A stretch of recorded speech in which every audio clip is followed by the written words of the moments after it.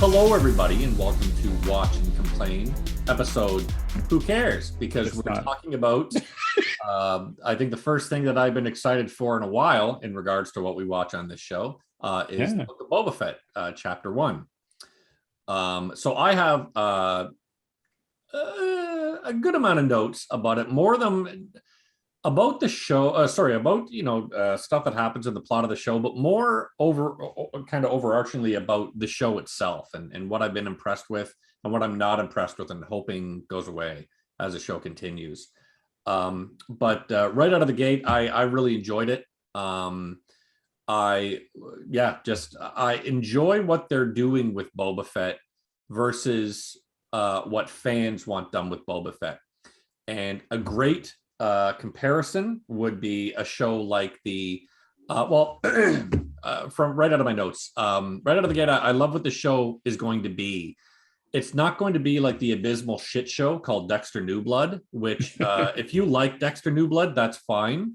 Which we will discuss next week. Right, but just real quickly, what that tells me is you don't like anything to be new. You like shows like Big Bang Theory and Why I Met Your Mother or How I Married Your Mother, whatever that crap is called. You want the same thing over and over and over again, which is fine, dude. Some people like that. I don't like that. I like the shows that I watch, the characters in those shows to grow as characters, to become different characters. That is interesting to watch. Watching a character be the same thing for 9 seasons is fucking boring. Yeah. So that's one thing I really like about this. It's Boba Fett starting his own crime syndicate is a cool idea. You know what I mean? It's something we've never seen Boba Fett do before. And a bunch of Boba Fett douchebags are just going to say, man, Boba Fett's so cool. He's the coolest of the cool. Boba Fett had on screen a total amount of time of 6 minutes and 20 seconds. We learned nothing about Boba Fett in the original shows. You can fucking say all you wanted to about, man, Boba Fett's so amazing. He said 6 minutes and 20 seconds. We saw nothing about him. What exactly does these fans that you're talking about, what do they want? They want Boba Fett to be Jack Bauer. They want Boba Fett to be the coolest of the cool. He's tough. He can't get beaten up. He beats up everyone. He's so fucking hip. That's what they want Boba Fett to be. They want him to be as self-congratulatory as Jack Bauer was in 24, as Dexter is in this absolutely horrible show. And they don't realize how boring that will get. Oh, fuck. But that's what they want. Again, a lot of people just want to see the same shit over and over and over again, which again, it's fine. But that for me is absolutely not for me. And I don't think this show is going that way. So I'm really, really happy about that. Will? Yes, Will. So. Okay. This show sucks. Okay. It fucking sucks. All right. Wow. I disagree with like everything that you said. And I'm even more annoyed now because I can't get my stupid format right to work. No notes, format. You're wrong. Yeah. So notes to back it up, you're wrong. So yeah. So here are my notes on the Book of Boba Fett. Number 1, why the fuck is Boba Fett so fucking fat? Like what the fuck? We're getting Rob style notes. In the 30 years he was digesting in the Sarlacc pit, did his stomach forget to digest his what little food he was eating as well? Like he's kind of an embarrassment. It's like an old wrestler who returns to the fray and I love it. He's not like, it's kind of like an embarrassment. And it's kind of funny because he would have been like, he wasn't fat in Attack of the Clones. And I kind of liked. He also wasn't in Attack of the Clones. That was Jango Fett. But I know what you mean. It's the camera angles, Will. It's totally camera angles. As the one who played, his last name is Tamura. No, his first name is Tamura Morrison. Yeah, he and I mean, I get that he's old, but like they couldn't have had him work out. Like Mark Hamill had to work out. Carrie Fisher had to work out to get back in shape. Yeah, but look what happened to her. Yeah. Well, she had cancer or something. No, she had because of all the drugs. I think she had a heart attack. Yeah, probably that makes sense. I know. I get what you mean.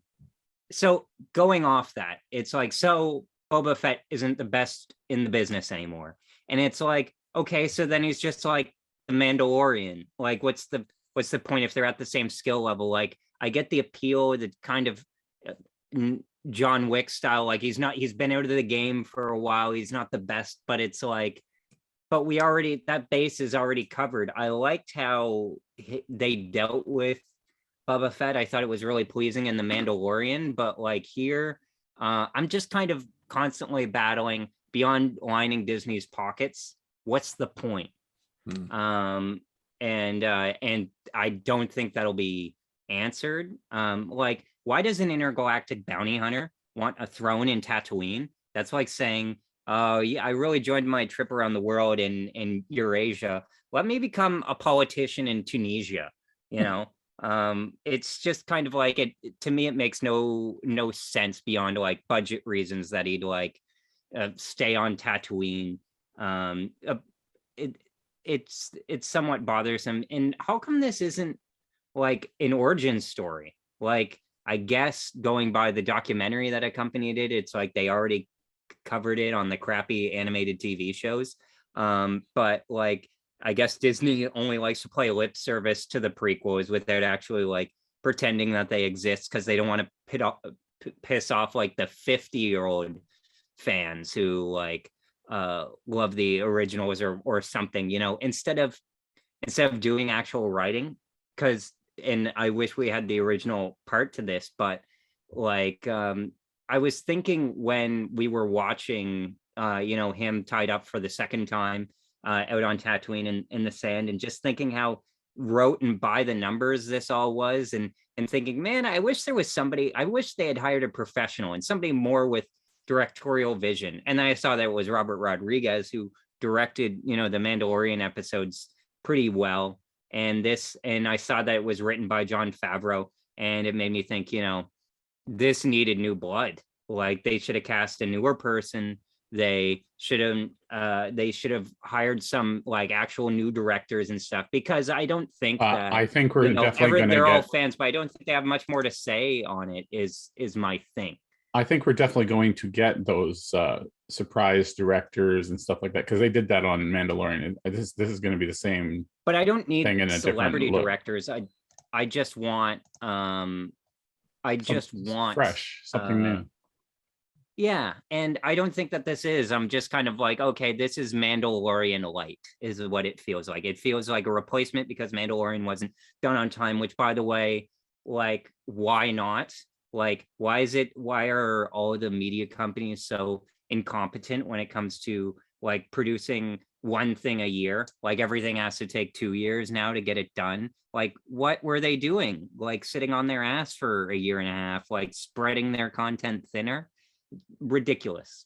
Those are my notes. They were watching to see how Marvel would do. That's pretty much what they were doing.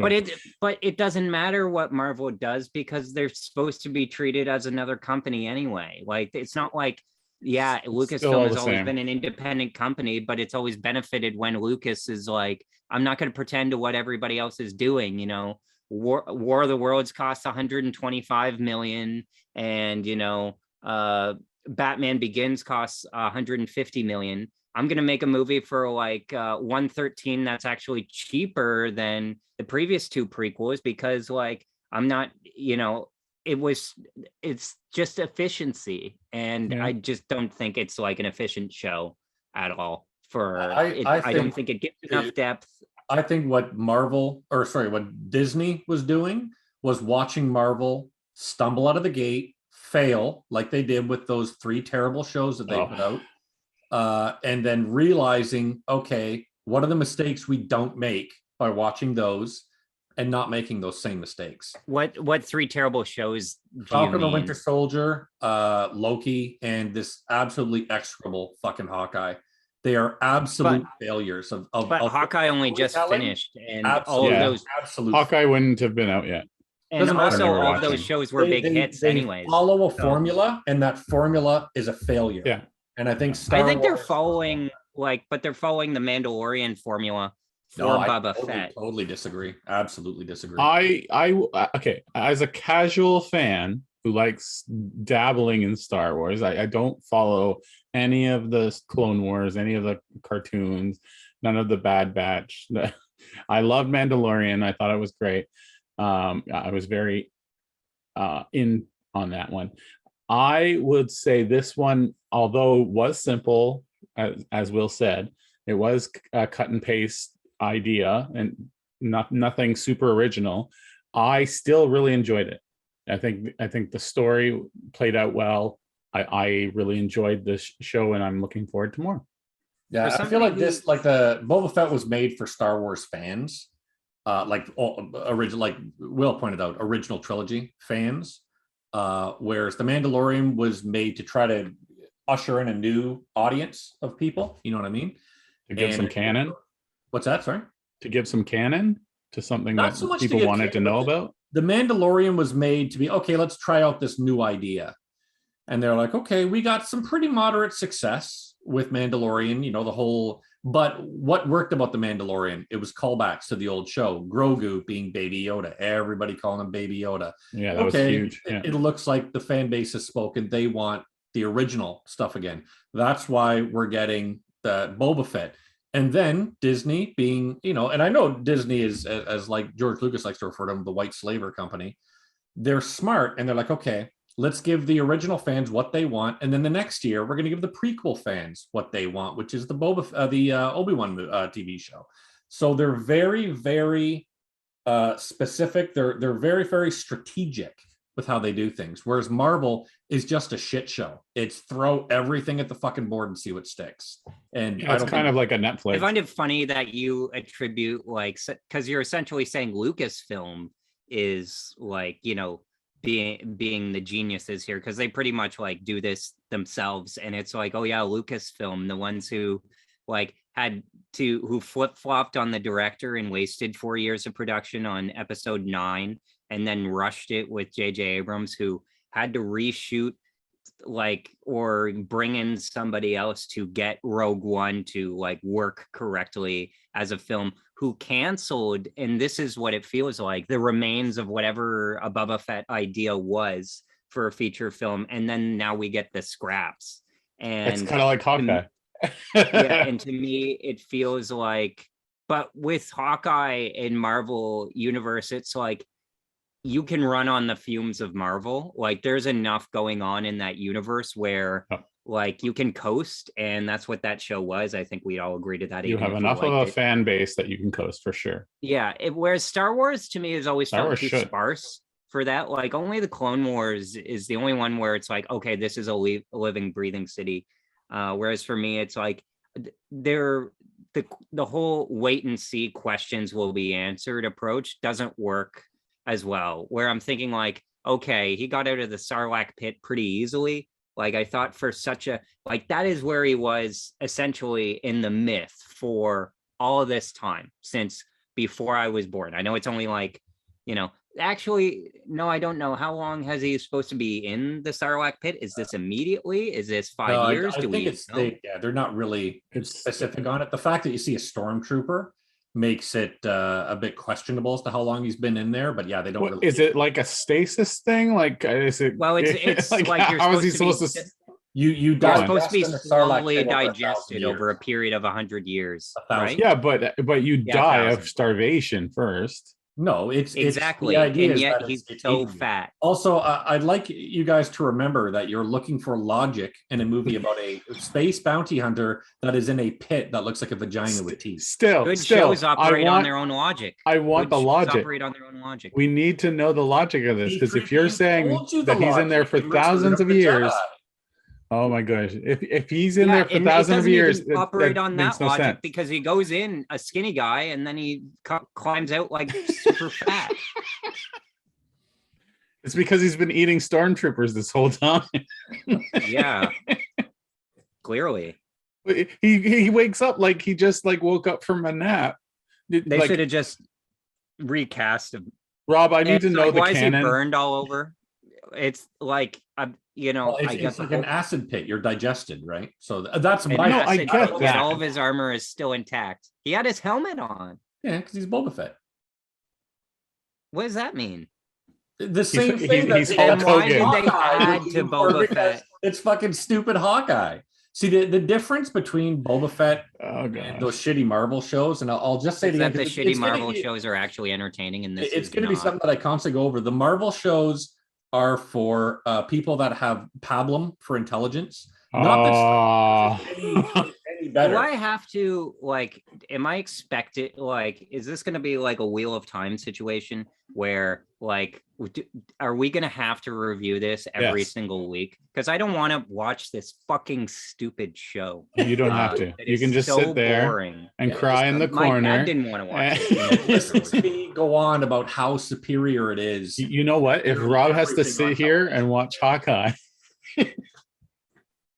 No, because I mean, like, so Rob, did you want to like stop reviewing Hawkeye, basically, right? Because I thought it was like half sarcasm. You're also a Marvel fan. I'm fine with reviewing Hawkeye, and this is funny. It's funny, you know, as long as he can complain about it. Was bad watchable. This is about on the TikTok thing for, you know, where we watch and complain. I think watching something that's poor and being able to identify why it's poor helps you understand why good things are good. All of the Marvel TV series, save for WandaVision, because I feel like WandaVision had a focus, have been poor. They've been lazily written. They've been lazily acted. They've been lazily shot. They don't care if you're paying attention. They're just like, shut up, cows, and continue watching this.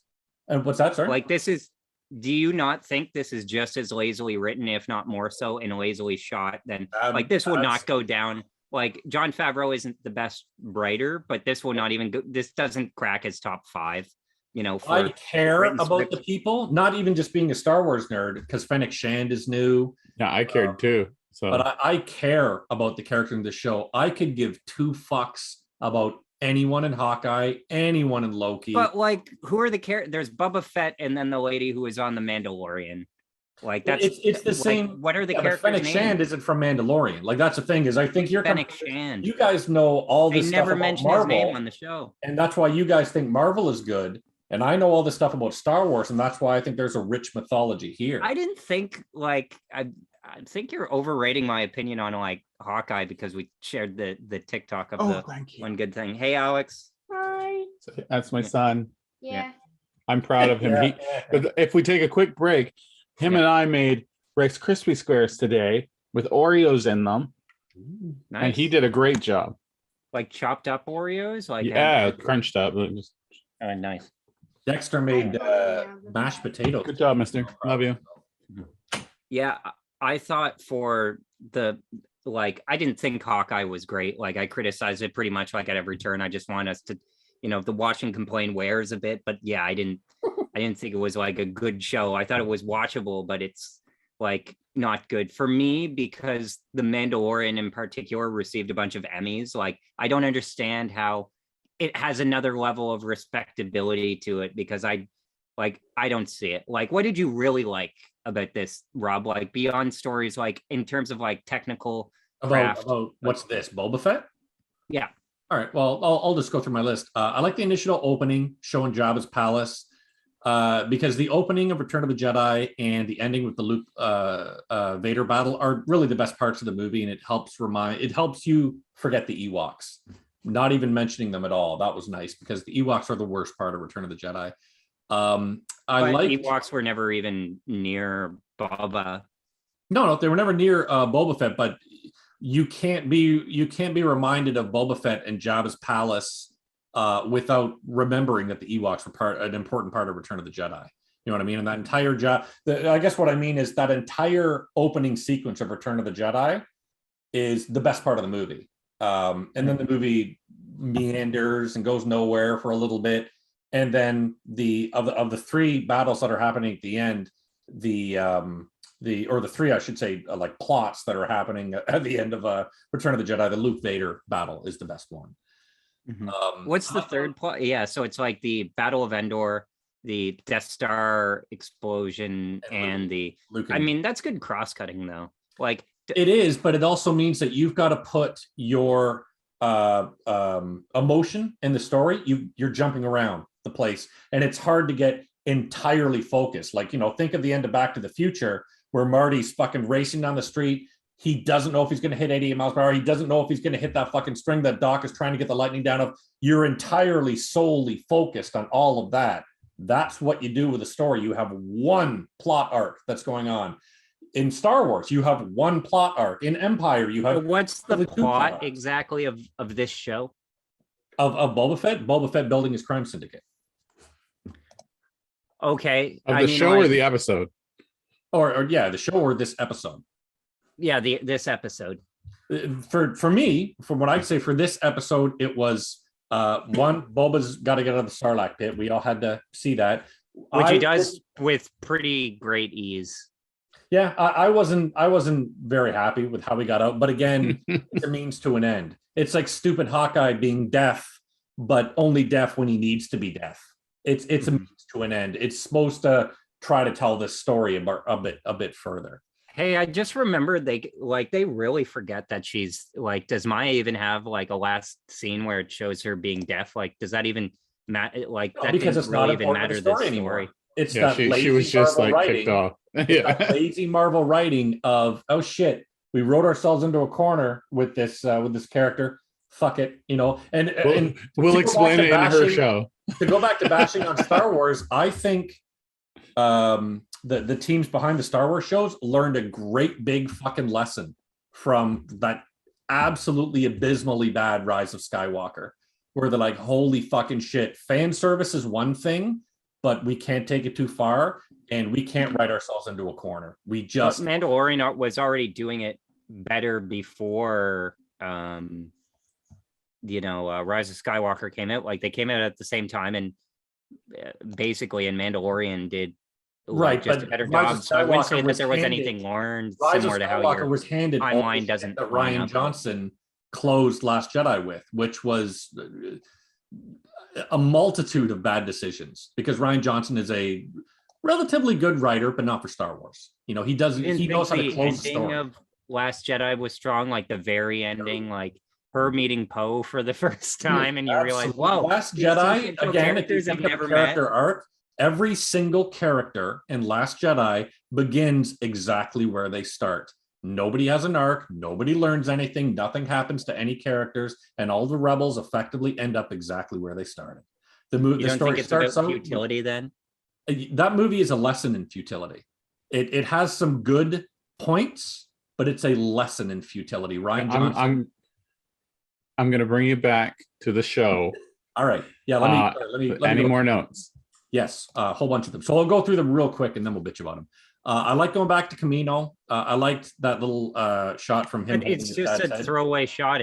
There's not a scene that takes place. Because it's reminding you where he's from. Because remember, he was a clone, right? But like, we know, because it's like the only time you think Star Wars fans forgot, or the same way that they have fucking stupid Hawkeye going look at a sign. Well, this whole episode was setting. It's just it's starting the show and giving everyone a setting, like a starting place. It's also with Star Wars fans are so, for some reason, so divisive on, you're either an OT fan, a prequel fan, or a sequel fan. And I think one thing Mandalorian and this show is doing is like, guys, we're all part of the same tapestry.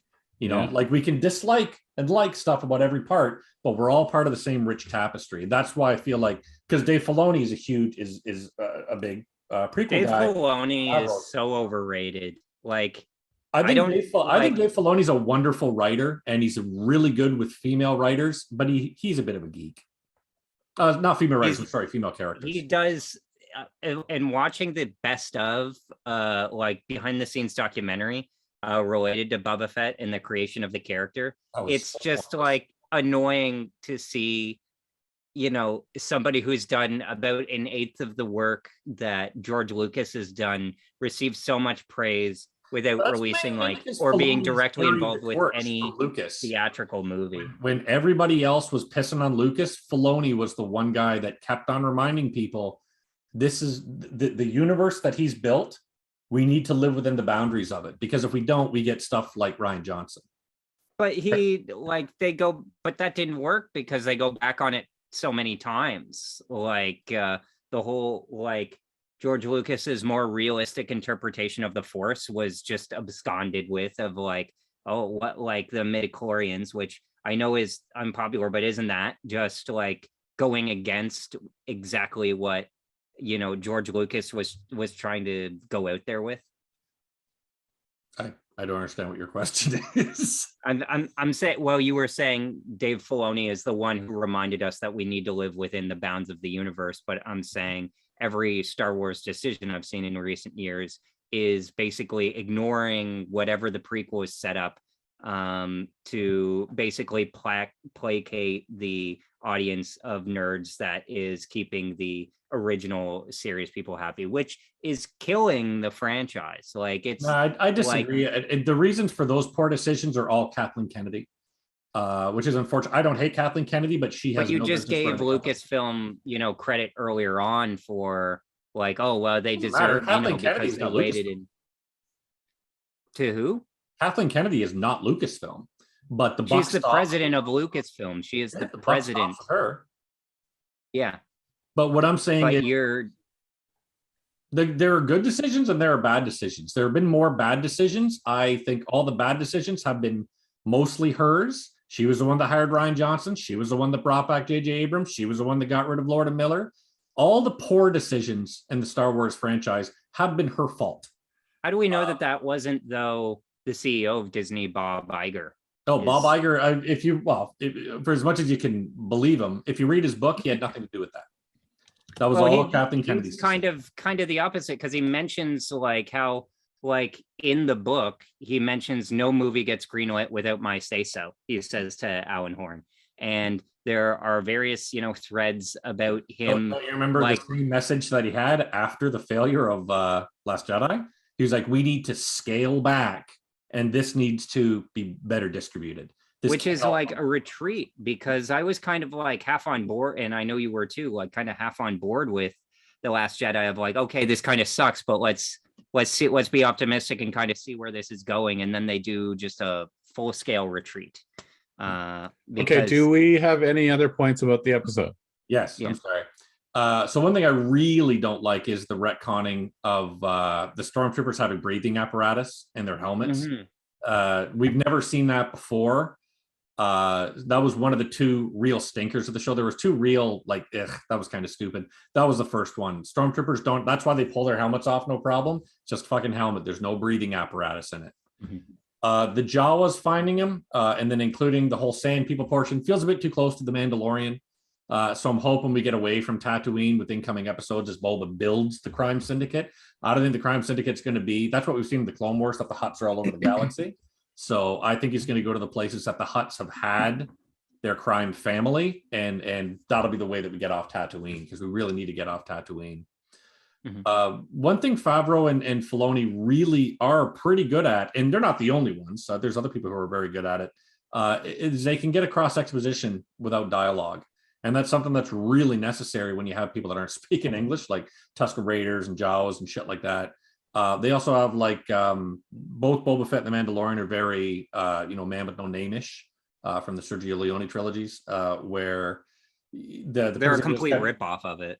Oh, they absolutely are. Yeah, which is great, because the fucking man with no name, or Blondie, if you want to be fucking uber specific, is a great fucking character, So, but they don't stop talking in, Attack of the Clones. It's like, get him, Dad, son. It's, to me, it's kind of like a bit late in the game to do the same thing that the Mandalorian does. I don't think it works for the character as much as you do. Okay. I hate the idea of Sand Troopers having a hierarchy. That was the other thing about the show that bothered me, where their outfits determine their stature. Sand people are nomads. They've always been described as nomads. They've always been shown as fucking nomads. Mm-hmm. So how come we've never seen a hierarchy before? But wouldn't you have a hierarchy in every civilization in some way, even if you don't know it yet? Think of a group of homeless people. They're all homeless. There's a hierarchy there, no matter what. Okay, I'll give you an example, Phil. The Vietnam, the Vietnamese people in Vietnam, guerrilla warfare, which George Lucas, especially in Return of the Jedi, directly alludes to, pointing to the Ewoks as that kind of thing. I don't think the hierarchy is necessary, and I don't think it's necessary to the audience. It's just kind of a same lazy trope of well, we've been doing this in other things, so might as well do it here. Didn't Ewoks have a hierarchy as well? Didn't they have a tribe leader and everything? They had two. They had a medicine. But these are in relation to the Jawas. But no, for me, what bothers me the most is it's retconning, and it's probably the best example of retconning. It was never there before, but we needed to work for this story, so we're going to add it in. When's the last time there wasn't retconning in a Star Wars movie? Probably anyway. The same last time there wasn't retconning in a shitty Marvel movie. Yeah. But again, I fucking hate Rhodians, and I'm glad that in every Star Wars series like Jawas, they're always the garbage people. The Rhodians are like the Greedos. Remember, he's talking to the Rhodian that's tied up beside him. Yeah. I was thinking they're always slimy bad guys, which is great. I think you're being very it wouldn't be racist. It would be Rhodianist. Rhodianist? I don't know. Again, much the opposite of shows like Dexter and 24. What makes Boba Fett a good character in this capacity, and it's why I think I like to call them phony Star Wars fans won't like the show, is Boba Fett is defeatable. He's not an uber hero that wins against all fucking odds. From the best gun in the galaxy to we want to model our entire clone trooper army off of these guys to that was his dad. Oh yeah, he sucks now, just like the Mandalorian. That was it's two different people. He's a direct clone, like he's his own personal clone of Jango. Right, but it also there's so much story ability and there's so much storytelling possibility here. Where what if he fucking grows up to hate Jango Fett, hate what Jango Fett was? What if he becomes better than Jango? Yeah, it's not all about your genetics. Jango's dead, so it doesn't matter. But Jango had a whole fucking history. Jango was the best bounty hunter there was. And what it's all about it's not about genetics, it's about environmental. So he could be completely different because certain things happened to him that didn't happen to his father.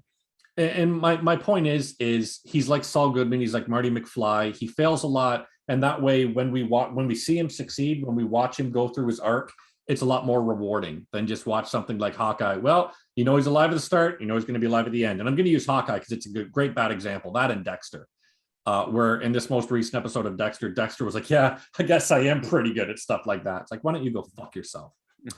I want to say I find it funny that you're even comparing, like, I didn't even watch it. I've only watched it here and there, but Better Call Saul in the shadow of Breaking Bad to me now is like Boba Fett in the shadow of Mandalorian. Like the difference is that Boba Fett is made by people who are like so afraid to challenge the status quo of what is that they forget to bring anything new to it. Like we just had one episode. We just had one episode. It's a series. Like we gotta wait and see. One thing better than Better Call Saul, and I'd argue that Better Call Saul, all the stuff that Breaking Bad got wrong, Vince Gilligan learned from his mistakes. Yeah, I know. I'm saying this isn't that show. Like it's not that show. Not close in terms of like, not in terms of quality, because of course it's not like that, not even close. But like in terms of like you said, Rob, of like they saw The Last Jedi and then they aggressively countered of like, oh, let's just force feed everybody nostalgia, and that's pretty much what this is going to be. It's not going to be anything new at all. And I don't know. It's kind of like Star Wars homework. It doesn't. We do need to wrap this up. Rob, do you have any important things that you haven't said? I like that there's no romance between Fennec Shand and Boba Fett, because we all know romance is a killer for Star Wars. It's had 2 relationships in the entire Star Wars history that have worked. That is expanded universe and original movies. So I'm glad that they're not going that way. Similar to the Mandalorian, I don't like the new Gamorrean guards. I think they're too skinny. I'm glad to see the Max Rebo band without that annoying fucking Yasm from the Return of the Jedi Special Edition. As a disgusting pervert, I really like Twi'leks. I have since I saw them as a young boy in 1983. Who are they? The Twi'leks ones with the long ear things. The long ear things. Really? They're not really ears. Ever since a young man, I've had Star Wars. There's a lot of Star Wars fans who are into it. I'm into it. I'd be up for it. I'm not. I love the scene of Boba Fett just shooting that guy on the side of the building, just getting fucking fed up with him and fucking shooting the can at him, and the guy explodes. I thought that was great. Why didn't he just do that when he was surrounded by shields, though? He did. The blowback. He tried it, and then he got the blowback. And so far, the 2 new. So the thing that I'll end with that I really like about Mandalorian and this show, again, that Marvel completely fails at, is that Star Wars gives us good female characters. I'm talking about Cara Dune, Ahsoka Tano, Fennec Shand, Bo-Katan, the Armorer. All are created without romance, without love, without pretty girly things. And None of them ring a bell. That have arcs, that have femininity, without needing rescue and needing, oh, I need someone to come get me. And characters that are not defined by their sexuality, and that's a big goddamn deal.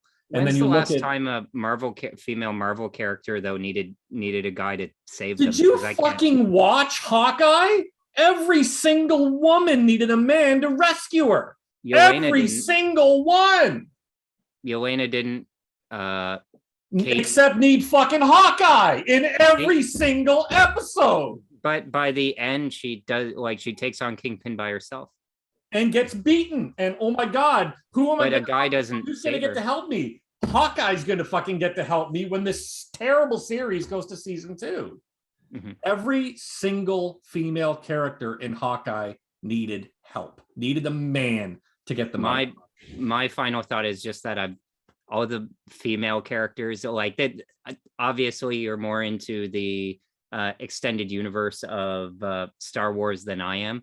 I've pretty much always rejected it. It's just too made up to me. All of the female characters you mentioned, aside from, I don't think you mentioned Ahsoka or Ahsoka. Oh, yeah, Ahsoka Tano. Like aside from her, I couldn't tell you the name of any really female characters at all.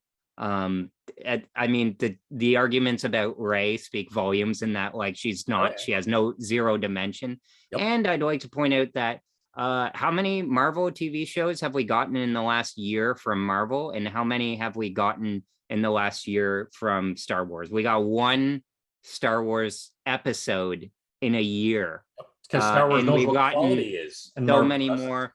And you think that the quality of episodes of this one episode of Boba Fett is better than the entirety of episodes of, like, you know, WandaVision and stuff like that? Absolutely. All right, guys. So this episode, what would you rate it out of 10 Sarlacc pits?